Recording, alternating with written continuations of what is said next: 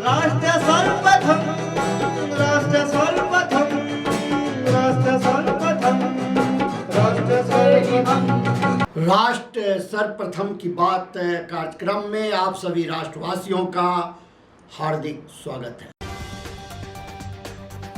प्रधानमंत्री नरेंद्र मोदी ने महात्मा गांधी की जयंती पर राजघाट जाकर उन्हें पुष्पांजलि अर्पित की। गांधी जयंती के अवसर पर प्रधानमंत्री ने कहा कि राष्ट्रपिता के आदर्शों ने मानव इतिहास की दिशा बदल दी। दशहरा, जिसे विजयदशमी के नाम से भी जाना जाता है, नवरात्रि और दुर्गा पूजा उत्सव का 10वां और अंतिम दिन है। यह बुराई पर अच्छाई की जीत का प्रतीक है, क्योंकि पौराणिक कथाओं के अनुसार यह राक्षस रावण पर भगवान राम की विजय और महिषासुर पर देवी दुर्गा की विजय का उत्सव है। राष्ट्रीय स्वयंसेवक संघ प्रमुख मोहन भागवत ने नागपुर में अपने विजयदशमी भाषण के दौरान अमेरिका द्वारा लागू की गई टैरिफ नीति की आलोचना की। लद्दाख के लेह शहर के निवासी कर्फ्यू में ढील का आनंद ले रहे हैं। प्रशासन द्वारा दी गई ढील के तहत दुकानें खुलने के बाद सड़कों पर वाहनों और पैदल यात्रियों की भीड़ उमड़ पड़ी। प्रधानमंत्री नरेंद्र मोदी की अध्यक्षता में केंद्रीय मंत्रिमंडल ने राष्ट्रगीत वंदे मातरम के 150 वर्ष पूरे होने के उपलक्ष्य में राष्ट्रव्यापी समारोह को मंजूरी दे दी। गुजरात हाई कोर्ट ने एक अहम आदेश में कहा कि किसी भी जज के पूरे सेवा रिकॉर्ड में अगर एक भी प्रतिकूल टिप्पणी दर्ज हो जाए या उसकी ईमानदारी पर संदेह खड़ा हो तो उसे अनिवार्य सेवानिवृत्ति दी जा सकती है।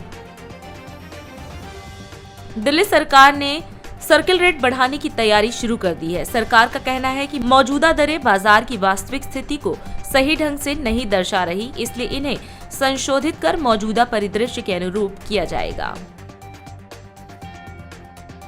लोक निर्माण विभाग ने पश्चिमी और बाहरी दिल्ली के 21 जल स्रोतों को पुनर्जीवित करने की योजना बनाई है। इसका मकसद केवल सौंदर्यीकरण भर नहीं, बल्कि प्राकृतिक संसाधन के रूप में उपयोग कर बाढ़ नियंत्रण और जलभराव से मुक्ति भी दिलाना है। दिल्ली एनसीआर के लोगों को सराय काले खां पर बने नमो भारत कॉरिडोर के स्टेशन से जल्द ही सार्वजनिक परिवहन के एक साधन से दूसरे में सफर करने की सुविधा मिलेगी। Ghaziabad UP gate Ghazipur border पर किसानों ने किसान क्रांति दिवस मनाया। इस दौरान उन्होंने हवन पूजा किया। आज देश भर में विजयदशमी पूरे उत्साह और भक्ति भाव के साथ मनाई जा रही है।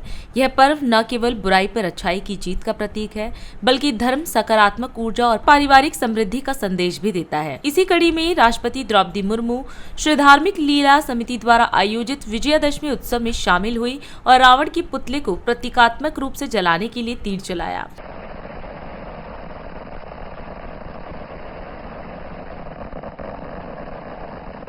इस दौरान राष्ट्रपति ने अपने संबोधन में कहा कि इंसानियत की रक्षा और अच्छाई की जीत ही समाज की प्रगति का आधार है।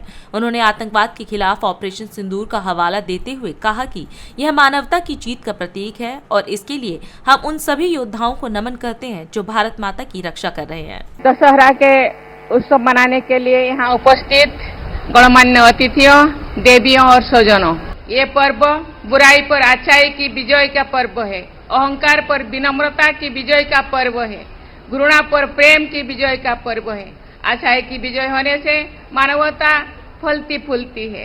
जब आतंकवाद का दानव मानवता पर प्रहार करता है तो उसका दमन करना अनिवार्य हो जाता है। भारतीय सेना द्वारा किया गया ऑपरेशन सिंदूर आतंकवाद के रावण पर मानवता की विजय का प्रतीक है। इसके लिए हम भारत माता की रक्षा में तैनात सभी सेनानियों को हम नमन करते हैं, धन्यवाद करते हैं। आज ये उत्सव इतने सारे बारिश के बाद भी यहाँ मनाने के लिए पूरा दिल्ली के लोग यहाँ एकत्रित हुए हैं। बातें बोलने के तो बहुत सारे हैं, लेकिन हम सब जानते हैं ये सदियों से, बहुत दिनों से, जिस दिन से राम ने रावण को युद्धों से हराया, मारा, उस दिन से ये पर्व मनाया जाता है। उस दिन से हम रावण को मारते जाते हैं, लेकिन हर साल रावण जिंदा हो जाता है। मैं बोलना चाहती हूँ, ये केवल प्रतीक का रावण होना चाहिए। लोगों के अंदर रहने वाला जो बुराई उसको भी खत्म करना चाहिए, जो ये बुराई कभी वापस ना आ जाए। सुख शांति आनंद प्रेम से लोग रहे, मन में जो बुराइयां है उसको खत्म करे, ये भी एक संदेश है।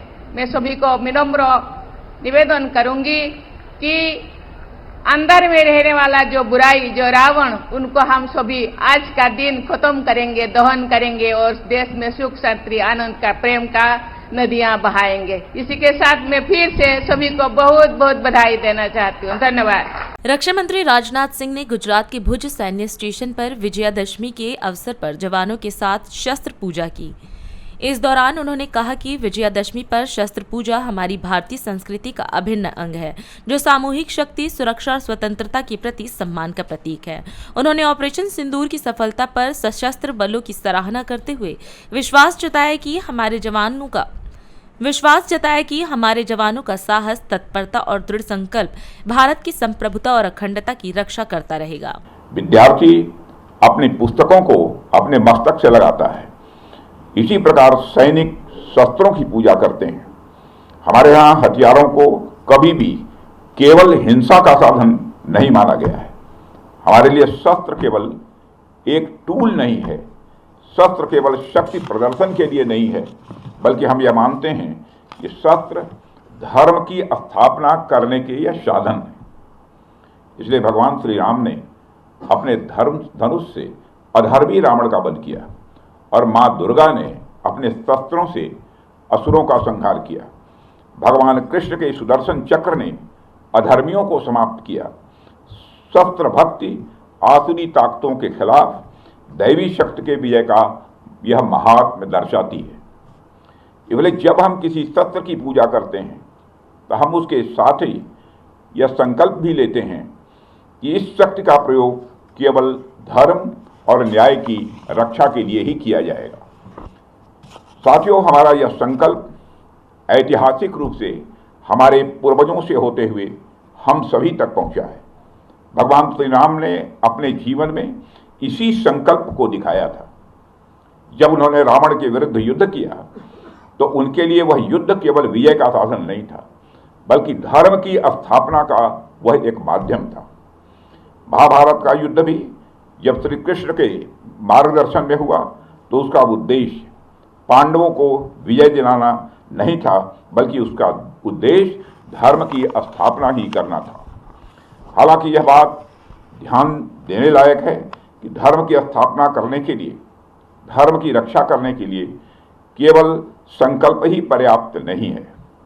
संकल्प के साथ साथ शक्ति भी यह आवश्यक है, और वह शक्ति शस्त्र के माध्यम से ही प्रकट होती है। इसलिए हमारे यहाँ शस्त्रों की पूजा को भी उतना ही महत्व दिया गया है।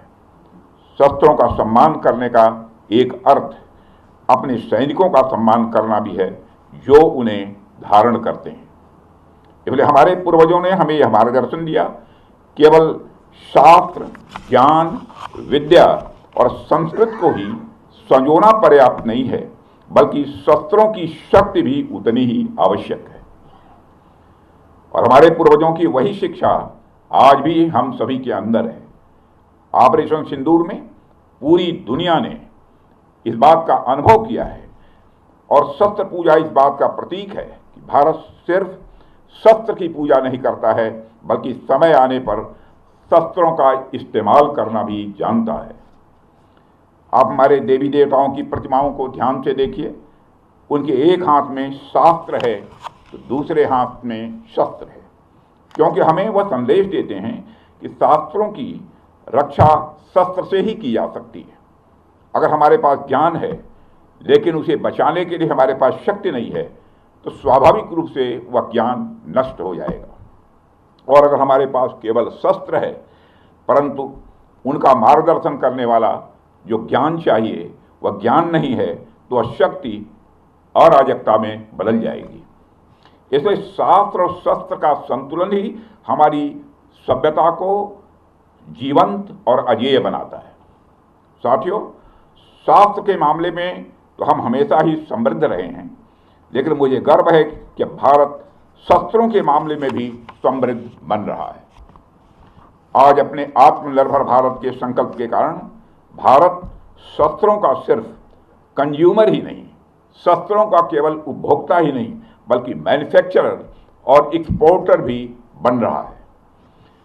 साथियों, शस्त्रों की पूजा का यह दिन केवल हमारे व्यक्तिगत जीवन तक सीमित नहीं है, बल्कि हमारे राष्ट्रीय जीवन से भी गहराई से यह जुड़ा हुआ है। जब एक राष्ट्र के रूप में हम अपने शस्त्रों का सम्मान करते हैं तो हम केवल हथियारों का नहीं, बल्कि हम अपनी सामूहिक शक्ति, अपनी सुरक्षा और अपनी स्वतंत्रता का भी सम्मान कर रहे होते हैं। अंत में शस्त्र पूजा के इस अवसर पर मैं माँ दुर्गा से ही प्रार्थना करता हूँ कि वह हमारे शस्त्रों को सदैव धर्म की रक्षा के लिए प्रेरित करे, हमारे सैनिकों को असीम शक्ति और वह साहस प्रदान करे, ताकि वो इसी तरह अधर्म और आसुरी शक्तियों के नाश के लिए काम करते रहें और इस राष्ट्र को अजेय और अभेद्य बनाए रखें। और साथ ही मैं आपकी, आपके परिवार की और परिवार के सभी जनों की विजयादशमी के इस शुभ अवसर पर अच्छे स्वास्थ्य और सदैव उन्नति की कामना करते हुए और आप सभी को पुनः विजयादशमी के पावन पर्व की हार्दिक बधाई देते हुए अपना निवेदन समाप्त करता हूं। आज पूरा देश दो ऐतिहासिक और पावन अवसर मना रहा है। एक ओर गांधी जयंती पर राष्ट्रपिता महात्मा गांधी को नमन करते हुए उनके सत्य अहिंसा के संदेश को याद किया जा रहा है, वहीं दूसरी ओर विजयादशमी यानी दशहरा के पर्व पर लोग बुराई पर अच्छाई की जीत का उत्सव मना रहे हैं। देश भर में इस मौके पर जगह जगह कार्यक्रम आयोजित किए जा रहे हैं और लोगों में विशेष उत्साह देखने को मिल रहा है। इस अवसर पर DID न्यूज की संवाददाता आस्था रामलीला कमेटी पटेल नगर, रंजीत नगर, ईस्ट पटेल नगर, शादीपुर और 5/35 ब्लॉक कीर्ति नगर पहुंचे और आम जनता से दशहरा के उपलक्ष्य में बातचीत की। जी, रामलीला का त्योहार हमारे यहाँ रमेश नगर का बहुत ही जानदार और पावरफुल होता है, लेकिन इस साल थोड़ी मौसम की वजह से खराबी हुई है, लेकिन उसके बावजूद अरेंजमेंट फंक्शन बहुत ही सुपर से सुपर। ये मानसून गार्डन का आस्था रामलीला कमेटी जो पिछले 50 साल से 42 साल से जो हम इसके साथ जुड़े हुए हैं और जो हम कार्यकर्ता के तौर पे काम करते हैं। हमें 42 साल होता मनाते हुए पहली बार ऐसा चांस हुआ है हमारे साथ। ये बरसात ने बड़ा परेशान कर दिया, सारे पुतले हमारे खराब हो गए, सारी पब्लिक हमारी हजारों के हिसाब से आती थी, हमारे में पब्लिक भी नहीं आई, रौनक बिल्कुल खत्म हो गई। बहुत थैंक यू है पहले तो आपका, जो आप रिकॉर्ड कर रहे हो, जो ये चीज़ें खत्म होती जा रही है, आप प्रमोट कर रहे हो, पहले तो आपका और आपके चैनल का बहुत बहुत थैंक यू है। और तो रावण जो है बिल्कुल खड़ा कर दिया डेकोरेशन करके। ये रावण जो है N block Khanna market west Patel Nagar में लगता है हर साल की तरह, और ये अभी से नहीं लग रहा, ये आप कह सकते हो पटेल नगर का सबसे पुराना रावण है। कितने समय पहले क्या है, आप थोड़ा सा दिखाओ, यहाँ पे पार्क में 3 रावण लगते थे रामलीला। अच्छा, ठीक है। रामलीला तो बंद हो गई और 3 रावण भी बंद हो गए, उसके बाद रावण फिर ये जो है बाहर यहाँ पे लगना जो है शुरू हो गया। और ये सारे हम 3-4 लोग हैं, ग्रुप है जो हमारा हर साल। किसी नाम से है आपका ग्रुप? ये हमारा नव दुर्गा मित्र मंडल के नाम से ग्रुप है। नव दुर्गा मित्र मंडल के नाम से पटेल के अंदर है, ठीक है। कितने साल से चल रहा है काम कार्यक्रम? ये तो हमारे जो है फादर ग्रैंडफादर के टाइम से चल रहा है, लगभग आप लगा लो, ये हमारा 67वां दशहरा है। अच्छा, हाँ जी। और हम चाहते हैं कि सारी जगह ऐसा दशहरा बने, ऐसे प्रोग्राम हो, क्योंकि ये चीज़ें ख़त्म होती जा रही हैं। ये हर साल बनाते हैं यहाँ पे दशहरा, हर साल बनता है, हर साल रावण आता है, कोरोना को छोड़ के बाकी हर साल रावण आता है।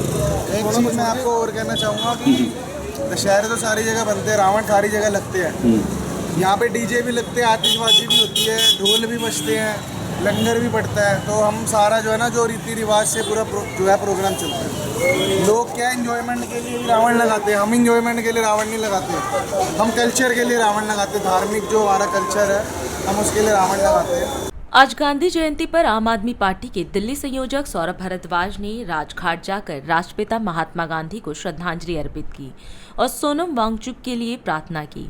मीडिया से बातचीत में उन्होंने कहा कि पूरी दुनिया महात्मा गांधी के रास्ते पर चल रही है, लेकिन आज भारत सरकार ने गांधीवादी विचारों वाले सोनम वांगचुक को गिरफ्तार कर रखा है। उन्होंने देशवासियों से अपील की कि वे महान देशभक्त सोनम वांगचुक के लिए प्रार्थना करें। आज पूरा विश्व महात्मा गांधी जी को याद कर रहा है। और मैं ये कह सकता हूँ कि विश्व के सबसे बड़े गांधीवादियों में से एक सोनम वांगचुक देशद्रोह के झूठे मुकदमे में आज जेल में है। आज रशिया की सरकार ने यहाँ समाधि के पास गांधी और टॉल्स्टॉय की जीवन के ऊपर एक प्रदर्शनी लगाई है। तो आप समझ सकते हैं कि पूरा विश्व आज भी गांधी को याद कर रहा है। ये बहुत शर्म की बात है कि गांधी की समाधि पे फूल चढ़ाने वाले लोग वही लोग हैं जिन्होंने दुनिया के सबसे बड़े गांधीवादी को आज देशद्रोह के झूठे इल्ज़ाम में जेल में बंद कर रखा है। मैं तमाम लोगों से ये निवेदन करूंगा कि अगर आपके दिल में कहीं पे गांधी है तो आज उसी दिल से सोनम वांगचुक जी के लिए आप ईश्वर से प्रार्थना करिएगा। हम ये प्रार्थना नहीं कर रहे हैं कि वो जल्द जेल से छूटें, क्योंकि एक गांधीयन के लिए ये बहुत बड़ी बात नहीं है जेल में रहना, मगर हम ये प्रार्थना ज़रूर कर रहे हैं कि सोनम वांगचुक ने जो राह देशवासियों को, लद्दाख वासियों को दिखाई है, अहिंसा की, सत्य की राह, उस राह पर देशवासी और लद्दाख वासी मजबूती से चलें और थोड़ा बहुत हमें भी ईश्वर जो है उस राह पे चलने की शक्ति दे। देखिए, हमारी उनकी पत्नी से फ़ोन पे बात हुई कल, और इत्तेफाक की बात है कि जिस दिन सोनम वांगचुक साहब का अरेस्ट हुआ उस दिन सुबह भी हमारी मैसेज पे उनसे बात हुई थी और हमने उनको आश्वासन दिया था, क्योंकि हमें लग रहा था वो दिल्ली आएंगे तो हम उनकी सब मदद करने के लिए तैयार थे, मगर उनको जेल में डाल दिया गया। और अब हमने उनकी पत्नी से भी बात की है और हमने उनको कहा है कि भाई जिस काम हम आ सकें हम आने के लिए तैयार हैं। अभी समय है एक ब्रेक का, हम चलते हैं ब्रेक पर, आप कहीं जाए नहीं, छोटा सा ब्रेक। श्रेया फर्निशिंग लेकर आया है आपके लिए होम कलेक्शन, जिसमें आपको मिलता है upholstery fabric, designer curtains, home and office decoratives, carpets and sofa cover कम से कम दाम में कीर्ति नगर में आपके लिए उपलब्ध है। Kamal Buildtech Private Limited, fulfilling promises. With our professional team and experience of delivering projects, in past we guarantee you peace of mind and top quality work in an affordable price. और अधिक खबरों के लिए आप हमारे YouTube channel दैनिक India दर्पण को अभी सब्सक्राइब करें और नोटिफिकेशन के लिए बेल आइकन को प्रेस करना ना भूलें। राष्ट्र सर्वप्रथम की बात कार्यक्रम में ब्रेक के बाद एक बार फिर आप सभी राष्ट्रवासियों का स्वागत। जयपुर के कॉन्स्टिट्यूशन क्लब में सहकार सदस्यता अभियान का शुभारंभ किया गया। इस मौके पर राजस्थान के मुख्यमंत्री भजनलाल शर्मा मौजूद रहे। उन्होंने नवीन ग्राम सेवा सहकारी समितियों को प्रमाण पत्र, भूमिहीन समितियों को भूमि आवंटन प्रमाण पत्र और लाभांश राशि के चेक सौंपे। मुख्यमंत्री ने इस अवसर पर सभी को विजयदशमी की शुभकामना दी और महात्मा गांधी व लाल बहादुर शास्त्री को नमन किया। उन्होंने कहा कि सहकार से समृद्धि की दिशा में यह अभियान किसानों, युवाओं, महिलाओं और ग्रामीण समुदायों को आत्मनिर्भर बनाने में नई ऊर्जा देगा। सबसे पहले तो मैं आप सभी को आज, क्योंकि आज विजयदशमी है, इस विजयदशमी के पर्व पर आप सभी को मैं बहुत बहुत बधाई और शुभकामनाएं देता हूँ, क्योंकि इस दिन प्रभु श्री राम ने अधर्मी रावण का वध कर धर्म की स्थापना की और सहकारिता के अंदर ऐसे बहुत से रावण हैं जिनको आपको खत्म भी करना है। और ये मैं वास्तविकता में आज राष्ट्रपिता महात्मा गांधी जी और पूर्व प्रधानमंत्री लाल बहादुर शास्त्री की जयंती भी है। मैं दोनों महापुरुषों को नमन करता हूँ। महात्मा गांधी जी ने संपूर्ण विश्व को शांति और मार्ग दिखाया और शांति के मार्ग दिखाते हुए लोगों को अहिंसा के मार्ग पर चलने के लिए उन्होंने प्रेरित किया। शास्त्री जी ने लोगों को सादगी, ईमानदारी और सत्यनिष्ठा का पाठ पढ़ाया और उन्होंने जय जवान जय किसान का नारा भी उन्होंने दिया। ऐसे शुभ दिन पर सहकार सदस्यता अभियान की शुरुआत होना बहुत अत्यंत गौरवशाली है। आज देश सहकार से समृद्धि की जो नई कहानी लिख रहा है, उसका श्रेय देश के यशस्वी प्रधानमंत्री नरेंद्र मोदी जी और केंद्रीय सहकारिता मंत्री श्री अमित शाह जी को जाता है। माननीय प्रधानमंत्री मोदी जी ने जुलाई 2021 में सहकारिता मंत्रालय बनाया। उनके मार्गदर्शन में प्रदेश में हमारी सरकार भी सहकारिता की शक्ति से प्रदेश की प्रगति को नया आयाम प्रदान कर रही है। सहकारिता के माध्यम से राजस्थान का गांव-गांव और जन-जन सशक्त हो रहा है। भाइयों बहनों, सहकारिता से समृद्धि का जो संकल्प है वो अपने आप में निराला है। सहकारिता गरीब और मध्यम वर्ग के लोगों को आर्थिक सुरक्षा प्रदान करता है। सहकारिता में व्यक्ति सामाजिक और सांस्कृतिक उद्देश्यों की पूर्ति के लिए मिलकर काम करता है। सहकारी संस्थाएं लोकतांत्रिक सिद्धांतों पर आधारित होती हैं, जहां प्रत्येक सदस्य को के समान अधिकार और जिम्मेदारियां मिलती हैं। इसके लिए हम अधिक से अधिक लोगों को सहकारिता से जोड़ने के लिए सहकार सदस्यता अभियान चला रहे हैं। यह अभियान हमारा 2 अक्टूबर से 15 अक्टूबर 2025 तक चलने वाला है। यह अभियान राज्य के सभी जिलों में एक साथ संचालित होगा। और मैं आपको एक और बताना चाहता हूं कि आपने देखा है पड़ोसी राज्य हमारा गुजरात है, महाराष्ट्र है, वहां सहकारिता के क्षेत्र में बहुत बड़े काम हुए। और मैं हमेशा मैं कहता हूं सहकारिता से रोजगार भी मिलता है, सहकारिता से हमारे परिवार की आर्थिक स्थिति मजबूत भी होती है।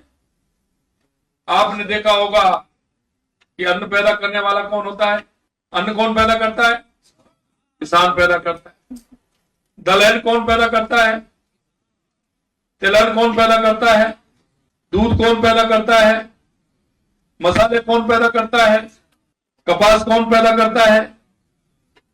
मैं आपसे यही कहना चाहता हूं मेरे बहनों कि जो फायदा किसान को मिलना चाहिए था सहकारिता के माध्यम से, वो फायदा हमें नहीं मिला। आज हम देखते हैं हमारी माता बहनें गांव में कितनी बड़ी संख्या में रहती हैं, क्या वो किसी रोजगार से जुड़ी हुई है? इसीलिए मैं आपसे कहूं कि ये सहकारिता से समृद्धि नारा नहीं है।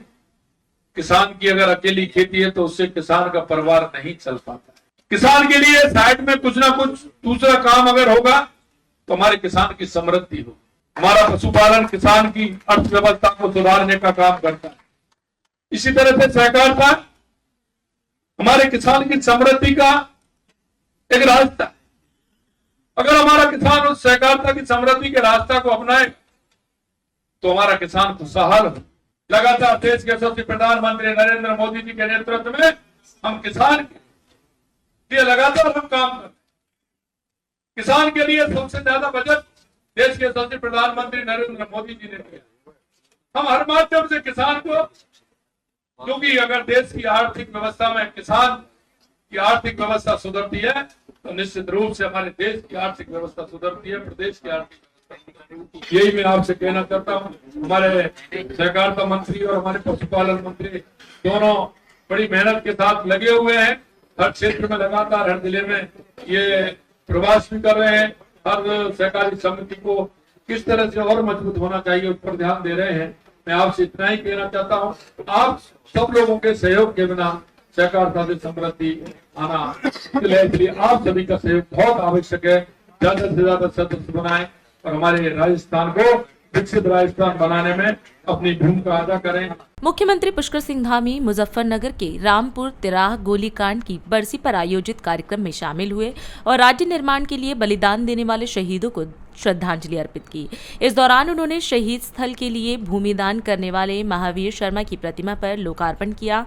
साथ ही शहीद स्थल के रीडेवलपमेंट का मास्टर प्लान, संग्रहालय को भव्य रूप देने, कैंटीन निर्माण और उत्तराखंड की बसों के लिए स्टॉपेज बनाने की घोषणा भी की। मुख्यमंत्री ने बताया कि 2 अक्टूबर 1994 की यह घटना उत्तराखंड आंदोलन का सबसे काला दिन कही जाती है, जब निर्दोष आंदोलनकारियों पर गोलीबारी हुई थी। मुख्यमंत्री ने कहा कि शहीदों का बलिदान हमेशा स्मरणीय रहेगा। भाइयों बहनों, 2 अक्टूबर 1994 को रामपुर तिराहे पर घटित हुआ गोलीकांड उत्तराखंड राज्य निर्माण के आंदोलन का, उसके इतिहास का सबसे क्रूर और गहरे जख्म देने वाला अध्याय के रूप में अंकित रहेगा। आज भी उस बर्बरतापूर्व गोलीकांड की और महिलाओं की अस्मिता पर किए गए अमानवीय अत्याचारों को याद करके प्रत्येक उत्तराखंड वासी की रूह कांप उठती है। और आज से 2 अक्टूबर से ठीक 1 महीना पहले 1 सितंबर 1994 को खटीमा का गोलीकांड होता है और 2 सितंबर को मसूरी का गोलीकांड होता है। दोनों आंदोलनों को किस प्रकार से कुचलने का प्रयास हुआ, उनकी भी हम सब बरसी मनाते हैं। और वो दिन और आज के दिन हमें सदैव याद दिलाते रहेंगे कि उत्तराखंड की नींव हमारे शहीदों ने अपने खून से सींची है। भाइयों बहनों, उत्तराखंड राज्य हमारे आंदोलनकारियों की त्याग, तपस्या और बलिदान का ही प्रतिफल है। इसलिए हमारी सरकार उत्तराखंड के बलिदानियों के, आंदोलनकारियों के सपनों को साकार बनाने के लिए बहुत कृत संकल्पित होकर कार्य कर रही है। हमारी सरकार ने राज्य आंदोलनकारियों के प्रति अपनी कृतज्ञता को प्रकट करते हुए उनके आश्रितों के लिए नौकरी में 10% का क्षैतिज आरक्षण लागू किया है। हमने शहीद आंदोलनकारियों के परिवारों के लिए 3000 रुपए मासिक पेंशन की सुविधा भी प्रारंभ की है। साथ ही घायल और जेल गए आंदोलनकारियों को 6000 रुपए, सक्रिय आंदोलनकारियों को 4500 रुपए मासिक पेंशन भी आज दी जा रही है। पूर्व की सरकारों के समय में राज्य आंदोलनकारियों के केवल एक आश्रित के लिए क्षैतिज आरक्षण की व्यवस्था थी, परंतु हमने विधानसभा में विधेयक लाकर नए कानून के अंतर्गत चिन्हित आंदोलनकारियों की परित्यक्ता विधवा और तलाकशुदा पुत्रियों को भी इस आरक्षण का लाभ मिल सकेगा, इसका प्रावधान कर दिया है। यही नहीं, हमारी सरकार ने चिन्हित आंदोलनकारियों की पहचान पत्र जारी करने के साथ ही 93 आंदोलनकारियों को राजकीय सेवा में सेवायोजित किया है। और सेवायोजित ही नहीं किया है, बल्कि उनका नियुक्ति पत्र वितरण समारोह भी आयोजित किया है। इतना ही नहीं, हमने राज्य आंदोलनकारियों के बच्चों को स्कूल और कॉलेजों में निःशुल्क शिक्षा की व्यवस्था की है। इसके अलावा आंदोलनकारियों की सरकारी बसों में निःशुल्क यात्रा की सुविधा भी उपलब्ध कराई जा रही है। भाइयों बहनों, उत्तराखंड के आंदोलन में हमारी मातृशक्ति का बहुत बड़ा योगदान था, उनकी बहुत महत्वपूर्ण भूमिका रही है। इसी को देखते हुए हमारी सरकार ने राज्य की मातृशक्ति को सम्मान देने के लिए, उनको नमन करने के लिए उत्तराखंड सरकार की सरकारी नौकरियों में महिलाओं के लिए 30% का क्षैतिज आरक्षण लागू करने का ऐतिहासिक कार्य भी किया है। यही नहीं, हमने रामपुर गोलीकांड के समय इस क्षेत्र के लोगों के द्वारा जो हमारे राज्य आंदोलनकारियों की मदद के लिए किए गए योगदान की, उसको चिरस्थायी बनाने के लिए हमेशा आने वाली पीढ़ियों के स्मरण में रहे कि मुजफ्फरनगर के लोगों ने, निवासियों ने, यहाँ के स्थानीय लोगों ने किस प्रकार से आगे बढ़कर हमारे इस आंदोलन को आगे बढ़ाया, किस प्रकार से हमारी बहनें, माताएं उस आंदोलन में जब उनके साथ अमानवीय व्यवहार हो रहा था, किस प्रकार उन्होंने मदद की, गोलीकांड के बाद किस प्रकार से यहाँ सहायता करी।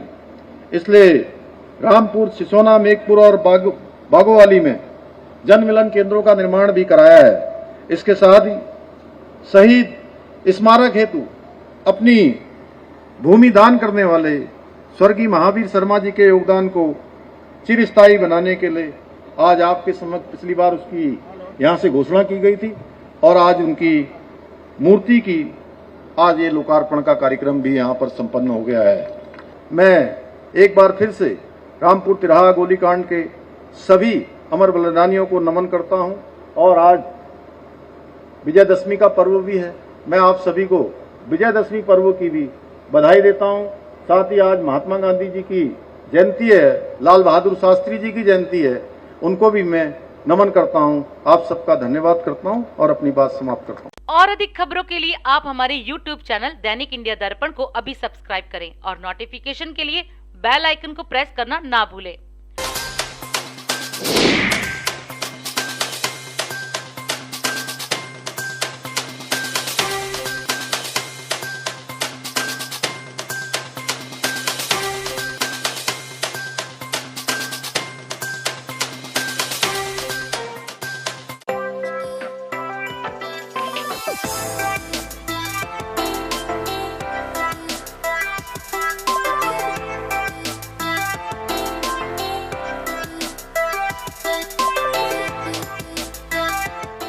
आज हम इस कार्यक्रम में आपसे विदा लेते हैं। आप अन्य खबरों के लिए बने रहे।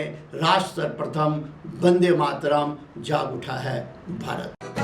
राष्ट्र सर्वप्रथम राष्ट्र सर्वप्रथम राष्ट्र